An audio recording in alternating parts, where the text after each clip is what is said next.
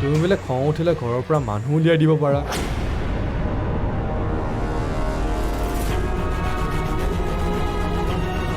অঞ্জলিক তুমি এতিয়াও আমাৰ নিজৰ বুলি ভাবিবই পৰা নাই।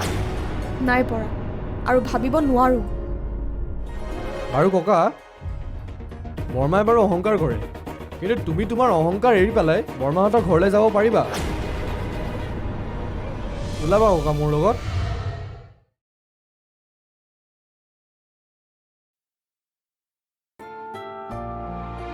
মা, অ' মা, এই বজাৰ কৰা বেগটো দিবা। ল, গোটেইখিনি বজাৰ আজিয়ে কৰিব নালাগে। ইমানবোৰ বজাৰ একেলগে কৰিলে তোৰ কষ্ট হ'ব। যিখিনি পাৰোঁ আজিয়ে লৈ আহিম, মাজত 2 দিন আছে নহয়, হৈ যাব। আৰু শুন, মামাহঁতৰ ঘৰৰ ফালে গ'লে একেলগে মাতি থৈ আহিবি। হ'ব। আৰু কাৰোবাক মাতিবলগীয়া আছে নেকি? কাকনো মাতিবি? তোৰ লগৰ কোনোবা আছে যদি মাতি থৈ আহিবি। মোৰ মাতিবলগীয়া নাই। তোমাৰ ষ্টাফৰ কাৰোবাক নামাতা? ষ্টাফৰ 2জনমানক মাতি বাকীবোৰক নামাতিলে বেয়া পায়। যোৱাবাৰৰ কথাটো কাট মাৰি শুনাইছেই, চবকেতো মাতিবও নোৱাৰো।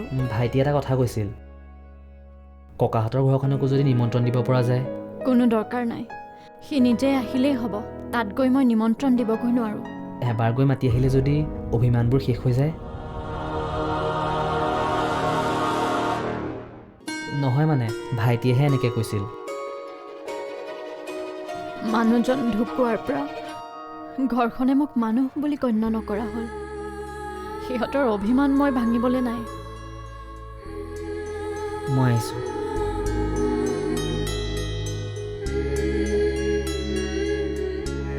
মানুহজনৰ ফটোখনকেই আনিব নিদিলে।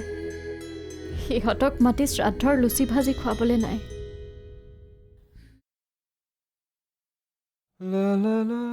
কুণাল, শুনচোন, বজোৱা ৰেকৰ্ডখন। তোক মই ঘৰৰ কথাবোৰত মূৰ ঘমাবলৈ মানা কৰা নাছিলোঁ?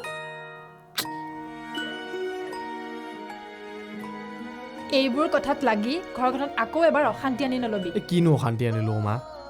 এইখন ঘৰত এটা সময়ত মইনাৰ মাকৰ কাৰণে বহুত অশান্তি হৈছিল। কি অশান্তি হৈছিল? বৰ্মাইতো অশান্তি কৰি থকা মানুহ নহয়। তেওঁ অশান্তি কৰা নাছিল, কিন্তু তেওঁৰ কাৰণে ঘৰখনৰ বাকীবোৰ মানুহে বহুত অশান্তি কৰিছিল। বৰ্মাক ঘৰৰ পৰা উলিয়াই দিয়া হ'ল।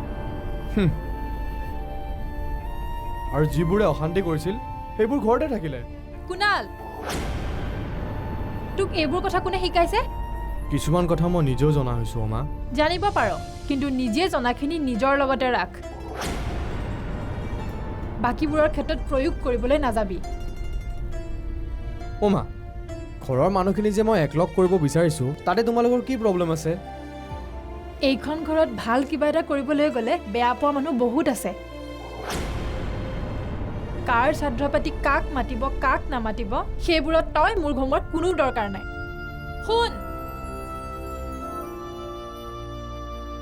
তই যদি আৰু এইবোৰ কথাত মূৰ ঘমোৱা শুনো চাবি কিন্তু। মা, এই ঘৰখনৰ মানুহখিনিক একলগ কৰিবলৈ মোক এটা সুযোগ দিয়া না। মাত্ৰ এটা সুযোগ মা, প্লিজ।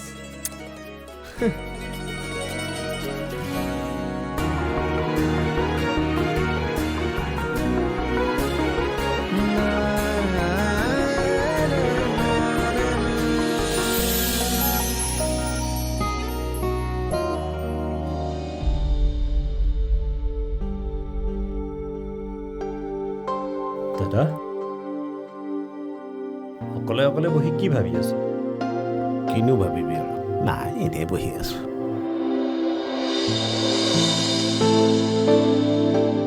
আজিকালি ব্যৱসায়ৰ কামততো একেবাৰে নোযোৱাই হ'ল নেকি? ওলাই যাবলৈ মনেই নোযোৱা হ'ল দেখোন। কিবা এটা কৰাৰ উৎসাহেই নাইকিয়া হ'ল। মনজিতৰ হাতত তেনেদৰে সকলোবোৰ এৰি দিয়াটো জানো ভাল হৈছে দাদা? সিটো ঠিকেই চলাই আছেতো। হ'লেও তোৰ গাইডেঞ্চটো লাগে দেচোন। সিনো কিমান ডাঙৰ ল'ৰা। মই অনবৰতে তাৰ লগত লাগি থাকিলে সি সদায় মোৰ ওপৰতে নিৰ্ভৰশীল হৈ থাকিব। অকলে চম্ভালিলেহে সি কামবিলাক শিকিব পাৰিব। তই এনেকৈ বহি নিদিবি দাদা, তই মানুহটো বেমাৰী হৈ যাবি।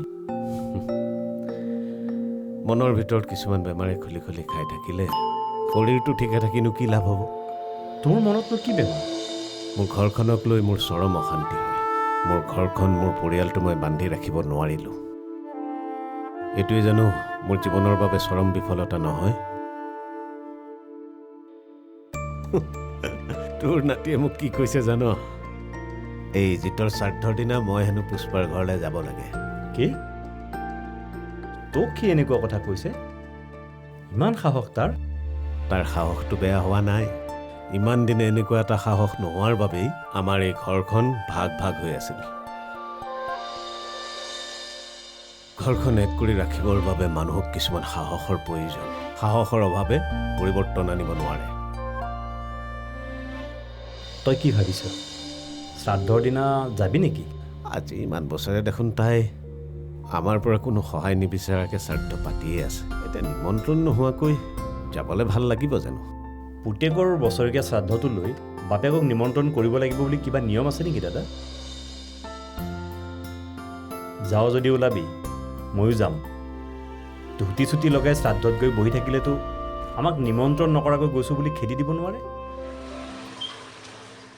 দাদা বজাৰৰ পৰা আহিলে নি বজাৰৰ পৰা আহিলোঁ এই তুমি দেখোন কালি পৰহিৰ পৰা বজাৰ কৰিয়ে আছা এইবাৰ শ্ৰাদ্ধত বহুত মানুহ মাতিছা নেকি এই মানুহ কাকনো মাতিবি এই মায়ে মোক বহুতকৈ একেবাৰতে বজাৰ কৰিবলৈ নিদিয়ে মই বোলে কষ্ট পাম অঁ বেছি মানুহ মাতা নাই যদি আমাৰ ঘৰতে মাতা না তোমাক মই আগতেও এদিন কৈছিলোঁ নহয় তুমি মোৰ কথাটো গুৰুত্বই নিদিলা দাদা প্লিজ এইবাৰ পাতি দিয়া না মায়ে মন কৰা নাই মায়ে নিবিচৰা কাম এটা মই কৰিব নোৱাৰোঁ মায়েতো মোকো মানা কৰিছিলে মায়েতো এইবোৰ কামত লাগি দিবলৈ একদম হাক দিছিলে কিন্তু মই মাৰ বাধা মানা নাই তই মাৰ কথা নমনাকৈ কাম কৰিব পাৰ কিন্তু মই নোৱাৰোঁ মাৰ কথা নমনাকৈ মই থাকিব নোৱাৰোঁ তুমি অবাধ্য হ'ব নালাগে তুমি এবাৰ বৰ্মাক কনভিন্স কৰোৱা সকলো অহংকাৰ আৰু ইগ' এৰি তুমি এবাৰ মাতি চোৱাচোন তাৰপিছত চাবা গোটেই পিকচাৰখন সলনি হৈ গ'ল পৃথিৱীখন সলনি হৈ গ'লেও মায়ে নিবিচৰা কাম এটা মই কৰিব নোৱাৰোঁ কাৰণ মায়ে কোৱা কথা মতে কোনেও কাম নকৰে আৰু মই যদি মায়ে ভাল নোপোৱা কাম এটা কৰিবলৈ জোৰ দিওঁ মা মান্তি হ'ব কিন্তু মোৰ মনতো এটা অপৰাধবোধ হৈ থাকিব তই মোক বেয়া নাপাবি ভাইটি মই মাক আৰু জোৰ কৰিব নোৱাৰোঁ ইমান দিন তেওঁলোক নোহোৱাকৈ দেউতাৰ শ্ৰাদ্ধভাগ হোৱা নাই জানো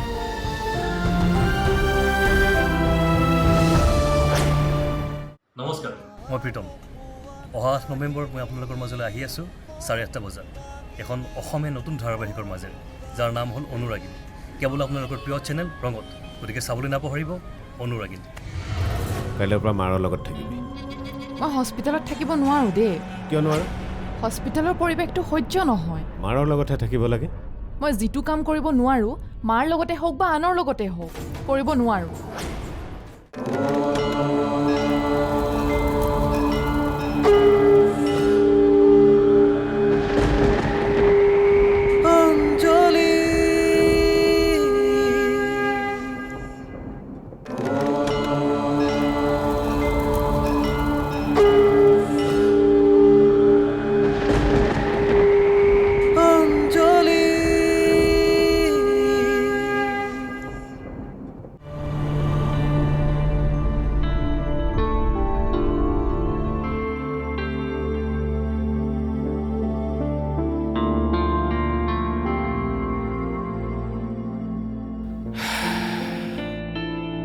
হেৰা মই এটা সিদ্ধান্ত লৈছোঁ বুজিছা কি সিদ্ধান্ত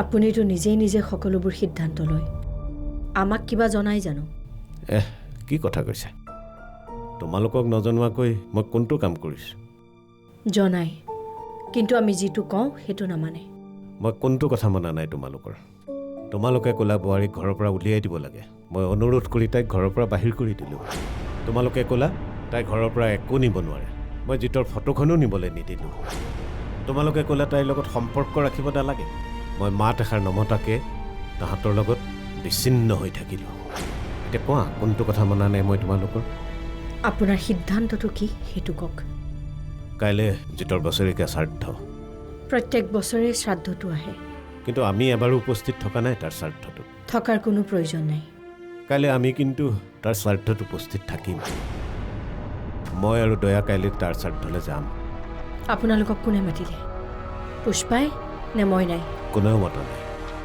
নিজৰ ল'ৰাটোৰ শ্ৰাদ্ধলৈ কোনে মাতিব লাগে কোনেও নমতাকৈ যে আপোনালোকে যাবলৈ ওলাইছে ইয়াৰ দ্বাৰা কি বুজাব খুজিছে বুজাব খুজিছোঁ যে ইমান বছৰে যিটো সাহস কৰিব পৰা নাছিলোঁ এইবাৰ সেই সাহসটো কৰিম সেইজনী ওচৰত সৰু হ'বলৈ আপোনালোকৰ লাজ নালাগিল আৰে ইয়াত সৰু হোৱা ডাঙৰ হোৱাৰ কি প্ৰশ্ন আহিল কিছু কাম দেখাত সৰু হ'লেও ভিতৰি কিন্তু তাৰ মহানতা বহুত।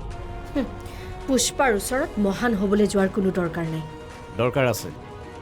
এই মহানতাই আমাৰ পৰিয়ালটো একগোট কৰিব পাৰে। দয়াই যি কৰে কৰক, আপুনি যাব নোৱাৰে। দয়া নগ'লেও নাই, মই যামেই। মই কৈছোঁ নহয়, আপুনি যাব নোৱাৰে। মই এটা সিদ্ধান্ত ল'লে বহুত ভাবি চিন্তি সিদ্ধান্ত লওঁ। মোক একো বেলেগ কথা শুনাব নালাগে। মুঠতে মই কৈছোঁ আপুনি যাব নোৱাৰে, নোৱাৰে যাব। মোক বাধা দিয়াৰ চেষ্টা নকৰিবা। মই যাম বুলি কৈছোঁ, যামেই। মোক কোনেও বাধা দিব নোৱাৰে।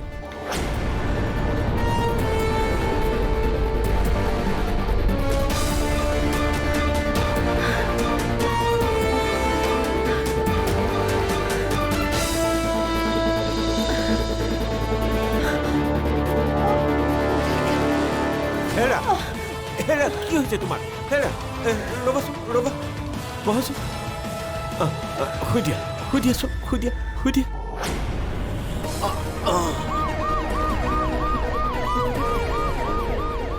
বৰ্মা, দাদা, বৰ্মা, অ' বৰ্মা। অঁ কুণাল, কাৰ কি হ'লো? দিনত এম্বুলেঞ্চ অহা যেন পাইছিলোঁ। এম্বুলেঞ্চ আহি ঘৰৰ পেচেণ্ট নিলেই। এবাৰ তোমালোকে খবৰ এটাও নকৰিলা যে? ঘৰৰ মানুহ? কাৰ ঘৰৰ মানুহ? মোৰ ঘৰৰ? কিয়? সেইখন ঘৰ তোমালোকৰ ঘৰ নহয় নেকি? সেইখন আমাৰ ঘৰ বুলি মই নাভাবোঁ। বাৰু কচোন, কাৰ কি হৈছে? বৰ্মা, আইতাৰ বুকুখন খুন্দা মাৰি ধৰিছিলে, সেইকাৰণে হস্পিটেললৈ নিব লগা হ'ল। তুমি খবৰ এটা লৈ আহিবা। মই কিয় খবৰ ল'ব যাম? কাৰণ সেইটো তোমাৰ দায়িত্ব। মোৰ দায়িত্ব তই মোক শিকাব নালাগে। খবৰ এটা লৈ আনিলে কি হয়? মোৰ খবৰ কোনে লয়? মইনাৰ কিমান দিন বেমাৰত মই হস্পিটেল লৈ গৈছোঁ, কোনোবাই খবৰ লৈছেনে? কি হ'ল, তলমূৰ কৰিলি যে?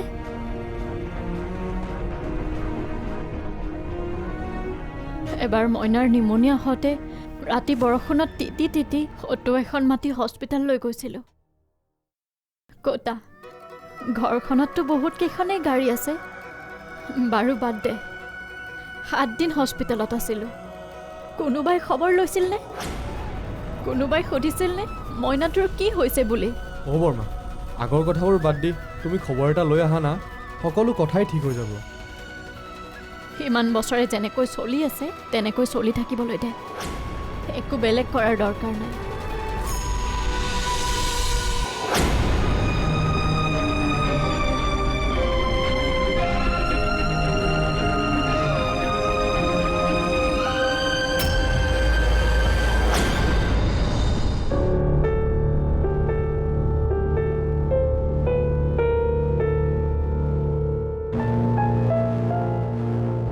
মোক কিয় মাতিছিল দেউতা?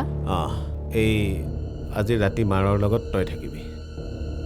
কালিলৈ মনজিত ব্যৱসায় কামত কলিকতালৈ যাব লাগিব, গতিকে তই কাইলৈৰ পৰা মাৰৰ লগত থাকিবি। মই হস্পিটেলত থাকিব নোৱাৰোঁ দেই। কিয় নোৱাৰ? হস্পিটেলৰ পৰিৱেশটো সহ্য নহয়। মাৰৰ লগতহে থাকিব লাগে। মই যিটো কাম কৰিব নোৱাৰোঁ, মাৰ লগতে হওক বা আনৰ লগতে হওক, কৰিব নোৱাৰোঁ। ঘৰখনত ইমানবোৰ মানুহ থাকোঁতে আপুনি মোক ক'ব নালাগে নহয় হস্পিটেল যোৱাৰ কথা। কাৰণ তই আমাৰ একমাত্ৰ সন্তান, সেইকাৰণেহে কৈছোঁ। আপুনি মোক কিবা বেলেগ কৰিবলৈ কওক দেউতা, মই কৰি দিম, কিন্তু মই পেচেণ্টৰ লগত থাকিব নোৱাৰোঁ দেই। হ'ব দে, ময়ে থাকিম। ভাল হ'ব খুৰা, তুমিয়েই যাবা। এইবোৰ মানুহৰ কেনেকুৱা ৰূপ দয়া? ইহঁতৰ পৰা মাক বাপেকে কিবা আশা কৰিব পাৰেনে? সেইবোৰ ভাবিব নালাগে দে, মই যাম নহয়। হ'ব, নালাগে দে, ময়ে থাকিব পাৰিম। তই কিয় থাকিবি? মই আছোঁ নহয়, আৰু মোৰো কাম বনো নাই একো। মোক যিমান গালি পাৰিলেও, মোক যিমান কথা শুনালেও তেওঁ মোৰে পত্নী। বেমাৰ হ'লে মানুহে কাষত কাক বিচাৰে জান? নিজৰ স্বামী বা সন্তানক। তই বাৰু দিনত যাবি, ৰাতি ময়ে থাকিম দে। নহয়, মই দিনতো থাকিম, ৰাতিও থাকিম। কাৰণ তেওঁৰ জীয়েকে অৱজ্ঞা কৰিলে মইতো তেওঁক অৱজ্ঞা কৰিব নোৱাৰোঁ। 8 নৱেম্বৰৰ পৰা সন্ধিয়া 8:30 বজাত আমি আহি আছোঁ আপোনালোকৰ মাজলৈ অনুৰাগিনী নামৰ ধাৰাবাহিকখনৰ জৰিয়তে, আপোনালোকৰ প্ৰিয় ৰং চেনেলত। গতিকে চাবলৈ নাপাহৰিব। মল্লিকা তোমাৰ ওচৰলৈ আহিব নিবিচাৰিলে। মাকেই হওক বা যোনেই নহওক, তাই হেনো বেয়া পোৱা কামটো কৰিব নোৱাৰে।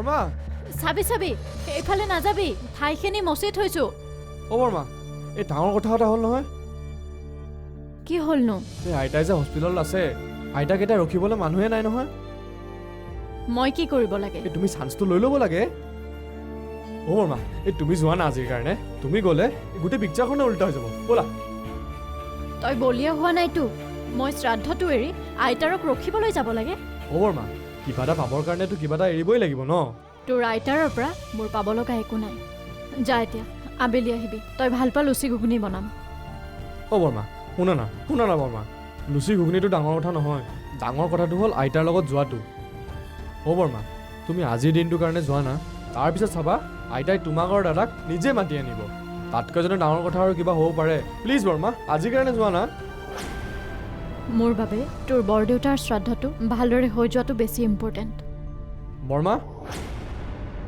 আৰু বৰদেউতা য'ত আছে তালৈ যোৱাটো জানো ডাঙৰ কথা নহয় বৰদেউতাৰ স্মৃতিখিনি তাতে আছে বৰদেউতাৰ ফটোখনো তাত আছে তাত তোমালোকে ঘূৰি যোৱাটো জানো ডাঙৰ কথা নহয় বৰ্মা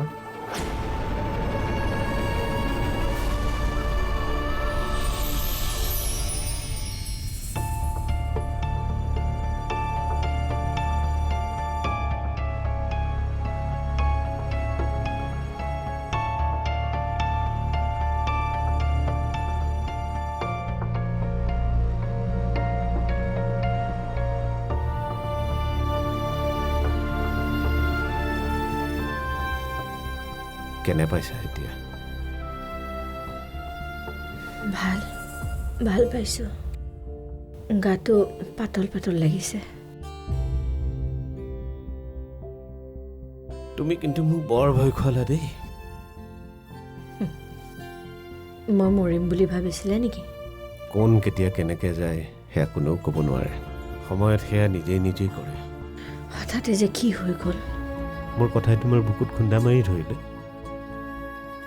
এটা কথাই কিন্তু মোৰ বুকুতো খুন্দিছে বুজিছা মল্লিকা তোমাৰ ওচৰলৈ আহিব নিবিচাৰিলে মাকেই হওক বা যোনেই নহওক তাই হেনো বেয়া পোৱা কামটো কৰিব নোৱাৰে তোমালোকে মোৰ কিছুমান কথা বেয়া পোৱা কিন্তু মই মানুহ চিনি পাওঁ মনজিত কিন্তু তোমাৰ লগত গোটেই ৰাতিটো থাকিলে তাৰ খোৱা বোৱাও নহ'ল কিজানি ৰাতি শুব পাৰিলে নে নাই চাবলৈ গ'লে